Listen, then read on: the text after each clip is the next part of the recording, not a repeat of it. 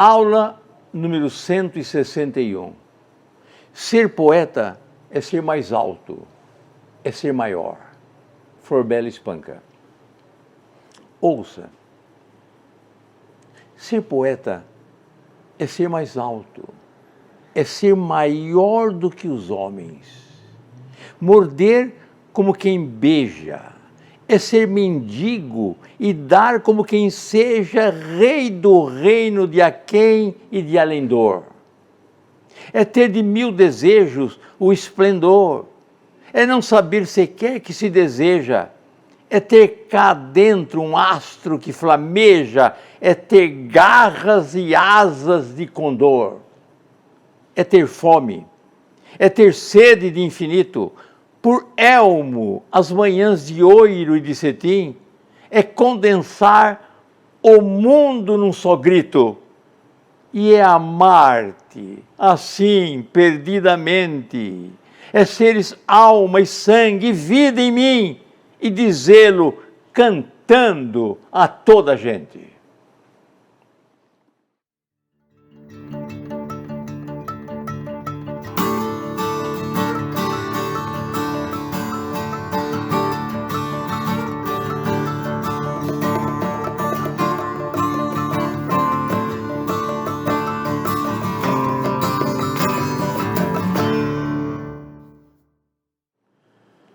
Vamos interpretar o soneto de Forbella Espanca. É um soneto, 14 versos, em 2 tercetos e 2 quartetos. 2 quartetos e 2 tercetos. Versos decassílabos heróicos. Não nos esqueçamos que em toda prova de vestibular e de concurso público cai interpretação de texto. E digo mais, 80% da prova de português é interpretação de texto. É o que nós estamos fazendo agora, auxiliando a quem quer aprender a língua portuguesa. Primeiramente, algumas palavras que podem não ser familiar. Flameja, veja no texto, é ter cá dentro um astro que flameja. Flameja é o verbo flamejar, lançar chamas, arder, brilhar. É ter fome, é ter sede de infinito, por elmo as manhãs de ouro e de cetim. Esse por não é o verbo, é preposição. Por elmo, as manhãs de ouro e de cetim. Elmo é um capacete. É um capacete de defesa, é uma armadura. Armadura para a cabeça. Acho que não há outra palavra que não nos seja familiar.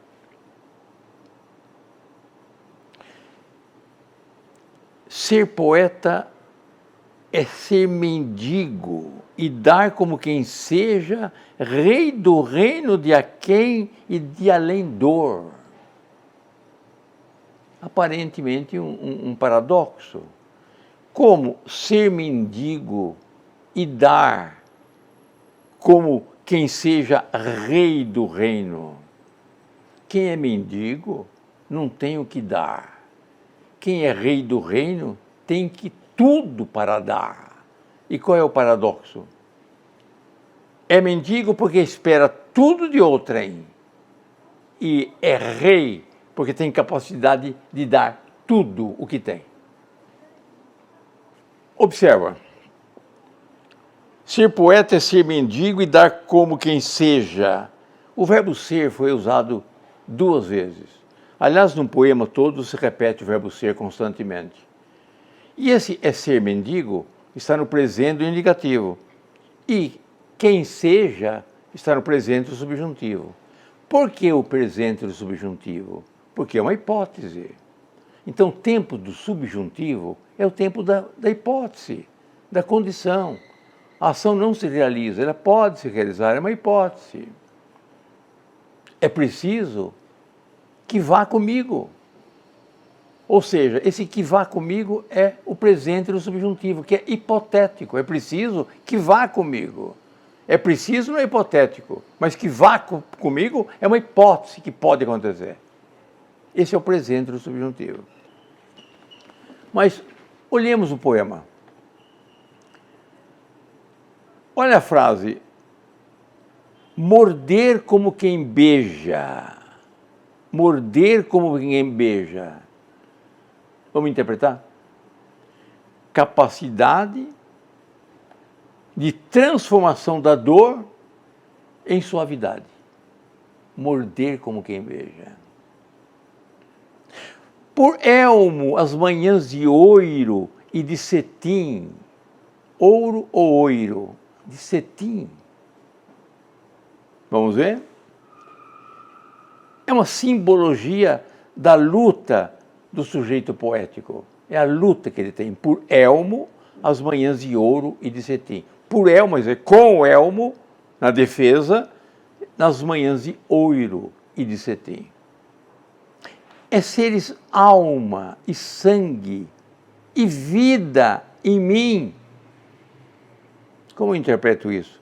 É seres alma e sangue e vida em mim. Fusão do espírito e do corpo, que traduz a plenitude do sentir e do viver. A poetisa define o que é ser poeta, salientando-se vertentes de excepcionalidade, da intensidade e do contraste. Olha o último terceto. O último terceto. Leia comigo. Registra a condição de ser poeta, segundo a vertente do amor. O poeta ama com paixão, dá-se completamente e anuncia a toda a gente que está apaixonado. Há um paralelismo entre o poeta e o amor. Quem ama é poeta e é poeta quem ama. Há uma reciprocidade. Quem ama é poeta e quem é poeta ama. Flor Bela espanca. Isso para ela, para a poetisa, é ser poeta. Vamos ver para um poeta português o que é ser poeta. Para Flor Bela espanca, ser poeta é ser mais alto, é ser maior do que os homens. Vamos ver para um poeta português, Euclides Cavaco, o que é ser poeta? Ser poeta é predicado, não se estuda nem se aprende. É um dom ao nascer dado, não se compra nem se vende. Ser poeta é possuir rara sensibilidade, da voz das coisas ouvir e dar-lhe vitalidade. Ser poeta é entender a perene natureza e, em verso, descrever a sua bruma e beleza. Ser poeta é divagar pelo universo infinito, na ânsia de desvendar o seu mistério inaudito.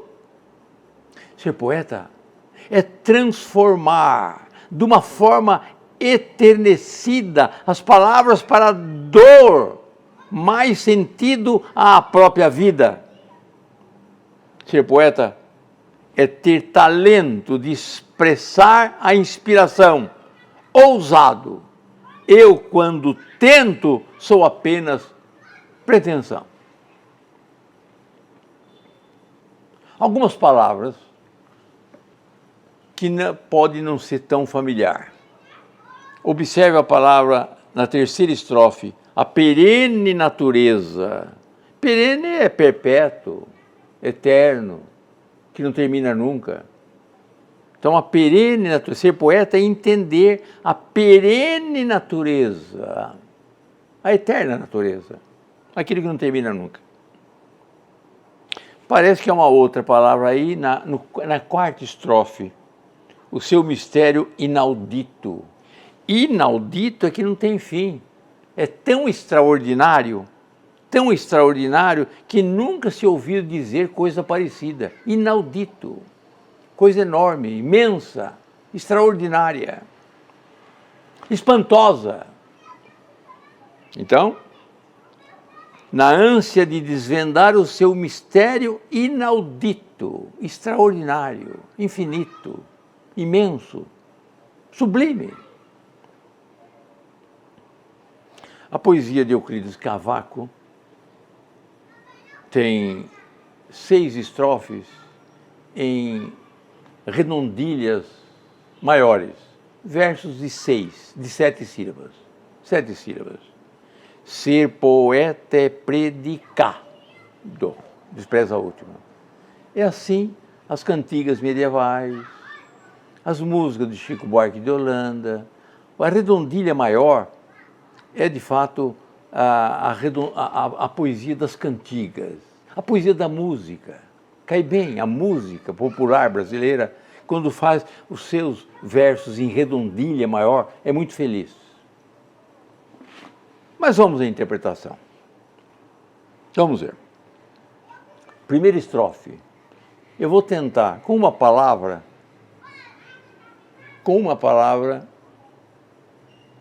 expressar o significado da estrofe. Primeira estrofe. Ser poeta é predicado. Não se estuda, nem se aprende. É um dom ao nascer dado, não se compra, nem se vende. Como é que eu resumiria essa estrofe? Ser poeta é ser especial. É um homem especial. Aliás, não se estuda, nem se aprende. É um dom ao nascer dado. É um homem especial. Segunda estrofe. Ser poeta é possuir rara sensibilidade da voz das coisas, ouvir e dar-lhe vitalidade. Vamos lá? Ser poeta é acolher e dar vida a tudo. Acolher tudo e dar vida a tudo. Terceira estrofe. Ser poeta é entender a perene natureza e, em verso, descrever a sua bruma, beleza. Terceira estrofe. Eu vou resumir. Ser poeta é captar o mistério e a beleza das coisas. Quarta estrofe. Ser poeta é divagar pelo universo infinito, na ânsia de desvendar o seu mistério inaudito. 4. Ser poeta é sonhar mais alto, é ir além, na ânsia de desvendar o seu mistério inaudito. 5. Ser poeta é transformar de uma forma eternecida as palavras para dar mais sentido à própria vida. 5. Qual é o resumo que eu posso fazer dessa estrofe 5? Ser poeta é dar palavras com ternura. 6. E última estrofe. Ser poeta é ter talento de expressar a inspiração, ousado. Eu, quando tento, sou apenas pretensão. Eu, quando tento, sou apenas pretensão. Então, o resumo é: ser poeta, quem me dera que eu fosse. O autor disse, quem me dera que eu fosse. É só pretensão. Para Florbélio Espanca, ser poeta é ser maior, é ser mais alto do que os homens. Para Euclides Cavaco, ser poeta é predicado com o qual se nasce. Vamos ver para Antero de Quental, o que ele quer do poeta. Ouça esse soneto de Antero de Quental, poeta do final do século XIX, em Portugal. Surge et ambula. Tu que dormes, espírito sereno, posto à sombra dos cedros seculares, como um levita à sombra dos altares, longe da luta e do fragor terreno, acorda, é tempo, O sol já alto e pleno afugentou as larvas tubulares. Para surgir do seio desses mares, um mundo novo espera só um aceno. Escuta, é a grande voz das multidões, são teus irmãos que se erguem, são canções, mas de guerra, e são vozes de rebate. Ergue-te, pois, soldado do futuro, e dos raios de luz do sonho puro, sonhador, faze espada de combate. Para entender esse poema de Antero do Quental, é preciso que se diga que ele era socialista, politicamente engajado no Partido Socialista Europeu do final do século. O mesmo socialismo que inicia-se em França, principalmente em França, Portugal. Há uma política entre os jovens de Coimbra já pleiteando o regime socialista, a política, a poesia engajada. Então, se eu souber disso, é fácil entender o texto. Surge et ambula, ou seja, uma frase bíblica, em latim significa levanta-te e anda. É a frase que Cristo disse ao paralítico. Ou seja, psicologicamente, o poeta que só faz poesia esquecendo o povo, a nação, a luta. Então é um paralítico. É um paralítico, não anda, é um paralítico. Metaforicamente é preciso sair, é preciso lutar. Surge et ambula. Agora dá para entender o texto lendo o seu título. Então, veja como é fácil entender. Há uma luz que ele quer pregar, é uma luz revolucionária, acha que o poeta tem que ser engajado, pode falar de amor, pode falar de sensibilidade, pode falar de euforia, mas é preciso engajar numa luta revolucionária. Tu que dormes, espírito sereno, está falando com o poeta, tu que dormes, posto à sombra dos cedros seculares, como um levita, como um sacerdote, à sombra dos altares, longe da luta e do fragor terreno, comparando então o poeta a um levita, a um sacerdote, a um monge, longe do barulho da cidade, longe dos problemas sociais. E aí, na segunda estrofe, já inicia: acorda, é tempo. Acorda, é tempo, estamos no tempo para isso. Acorda, é tempo. O sol já alto e pleno afugentou as larvas tumulares, os túmulos vazios agora.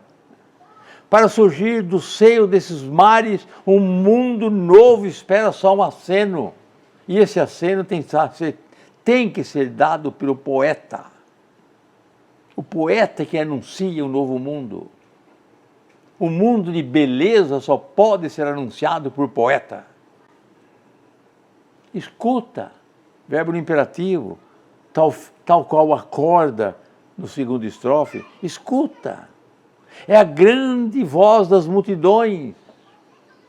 São teus irmãos que se erguem, são canções, mas de guerra, e são vozes de rebate, de eco, que dá o retorno. Ergue-te, ainda imperativo, acorda, escuta e ergue. Ergue-te, pois, soldado do futuro, e dos raios de luz do sonho puro, sonhador. Faze espada de combate. Faça espada de combate do quê? Dos raios de luz do sonho puro, do sonho do poeta. Faça desse sonho uma espada para anunciar um novo mundo. Belo poema de Antero de Quental. Para Froberto Espanca, o poeta é sublime. Para Euclides Cavaco, o poeta é nato. Para Antero do Quental, poeta é o revolucionário. Olavo Bilac. Há um poeta, longe do estéril turbilhão da rua, beneditino, escreve. No aconchego do claustro, na paciência e no sossego, trabalhe, teme, lima e sofre sua. Mas que na forma se disfarça o emprego do esforço e a trama viva se construa de tal modo que a imagem fique nua, rica, mas sóbria, como um templo grego. Não se mostre na fábrica o suplício do mestre. E natural, o efeito agrade sem lembrar os andaimes do edifício, porque a beleza, gêmea da verdade, a arte pura, inimiga do artifício, é a força e a graça na simplicidade. Esta poesia de Olavo Bilac, beneditino, escreve, no aconchego do lar e na paciência, é exemplo típico de uma poesia parnasiana. É uma tese defendida por Bilac, ou seja, a poesia tem que ser nesta ordem estabelecida pelo poeta. Assim, a poesia é técnica. A poesia é uma obra artística, técnica, de arte. As palavras previamente escolhidas, decassílabos heróicos, perfeição técnica do texto, formal, a beleza formal supera o significado do texto. Então é uma poesia parnasiana. Qual é o sentido que lhe deu essa palavra, longe do estéril turbilhão da rua, beneditino escreve? O que é beneditino para o texto de Bilac? Bom, beneditino é um frade da ordem de São Bento, né, os beneditinos, né? Mas não é este sentido que ele deu ao texto. Beneditino está no sentido de homem erudito e incansável no trabalho. Beneditino. Escreve. Essa figura de polissíndito que Bilac colocou no texto, ou seja, o exagero da conjunção, geralmente a conjunção e, é dado em quase todas as gramáticas da língua portuguesa como exemplo. Todas elas gostam desse exemplo. Um polissíndito. E é de fato eloquente. Trabalha e teima e lima e sofre e sua. Polissíndito. Se ele omitisse a conjunção e, trabalha, teima, lima, sofre, sua, seria um assíndeto. Ou também uma figura de linguagem. Mas colocando o excesso da conjunção e, é um polissíndito e o verso ganha uma beleza indiscutível. E trabalha e teme, lime, sofre, sua. Para o autor, a criação poética exige o recolhimento e a solidão. Vamos ler a primeira estrofe. Longe do estéril turbilhão da rua, beneditino escreve. No aconchego do claustro, na paciência e no sossego, trabalha e teima e lima e sofre e sua. Vamos interpretar fácil?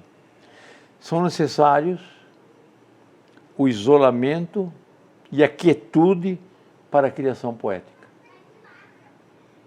Condição sine qua non, condição indispensável para a criação poética, segundo Olavo Bilac. Longe do estéril turbilhão da rua, beneditino escreve.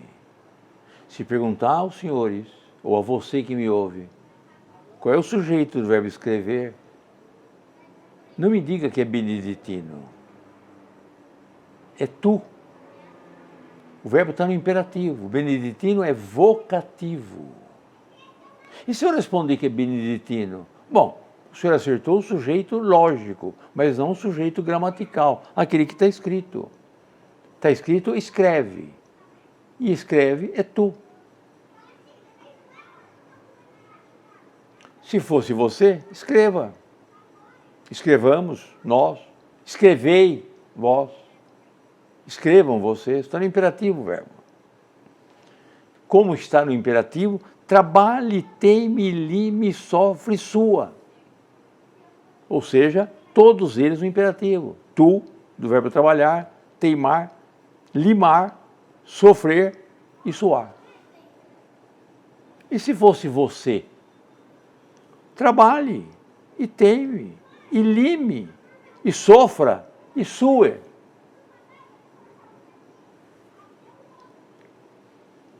Vamos ler a segunda estrofe. Mas que na forma se disfarce o emprego do esforço e a trama viva se construa de tal modo que a imagem fica nua, rica, mas sóbria, como um templo grego. Vamos interpretar? Olha o texto, olha a estrofe.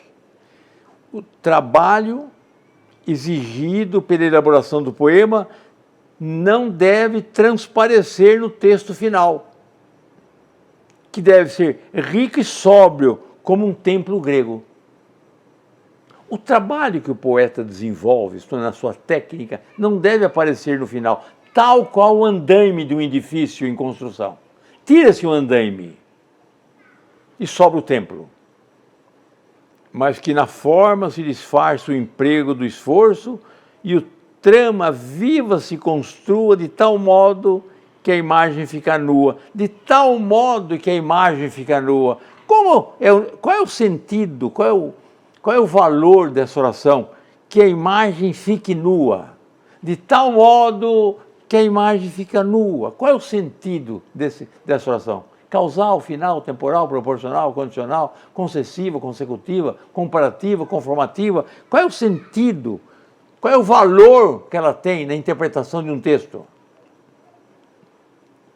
Oração subordinada adverbial consecutiva, de tal modo que. Vamos ler a terceira estrofe. Não se mostre na fábrica o suplício do mestre. E, natural, o efeito agrade sem lembrar os andaimes do edifício, como acabei de dizer. Qual é o sentido dessa palavra fábrica no texto? Não se mostre na fábrica o suplício do mestre. Qual é o sentido dessa palavra fábrica? É a feitura do texto, é a criação. A criação, a fábrica do texto. Não se mostre na fábrica o suplício do mestre e, natural, o efeito agrade sem lembrar os andaimes do edifício. A última estrofe. Porque a beleza, gêmea da verdade, arte pura, inimiga do artifício, é a força e a graça na simplicidade. O que é graça na simplicidade? O que é força e graça na simplicidade? A beleza, e essa beleza, gêmea da verdade, que é aposto de beleza, arte pura, que é aposto de beleza, inimiga do artifício, que é aposto de beleza. Então, beleza, gêmea da verdade, aposto. Arte pura, aposto. Inimiga do artifício, aposto. A beleza é a força e a graça na simplicidade. Olavo Bilac. Para Frorbel Espanca, o poeta é sublime. Para Euclides Cavaco, o poeta nasce poeta. Para Antero do Quental, o poeta é revolucionário. Para Olavo Bilac, o poeta é um técnico. É um técnico, é um artista, é um arquiteto, é um engenheiro.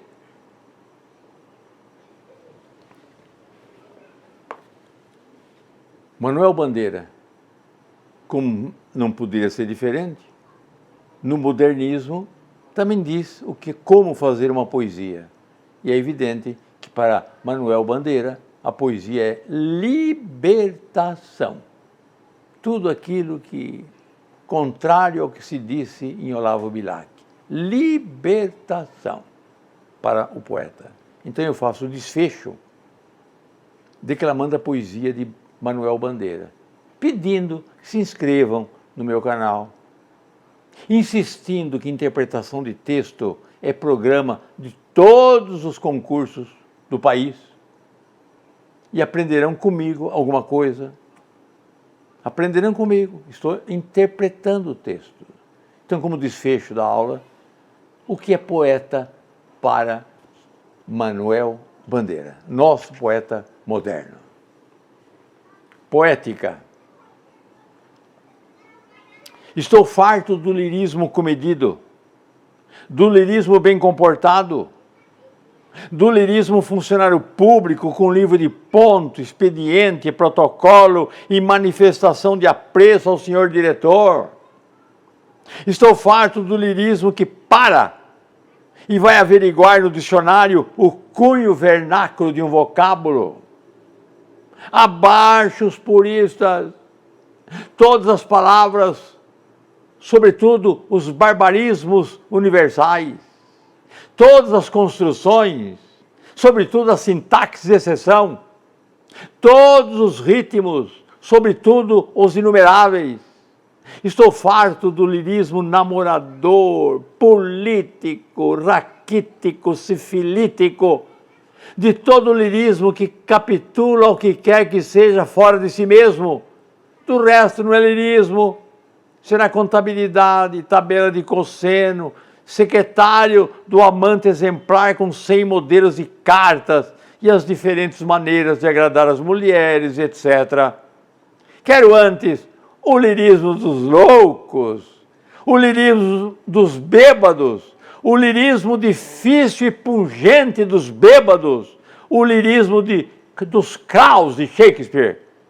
Não quero mais saber do lirismo que não é libertação.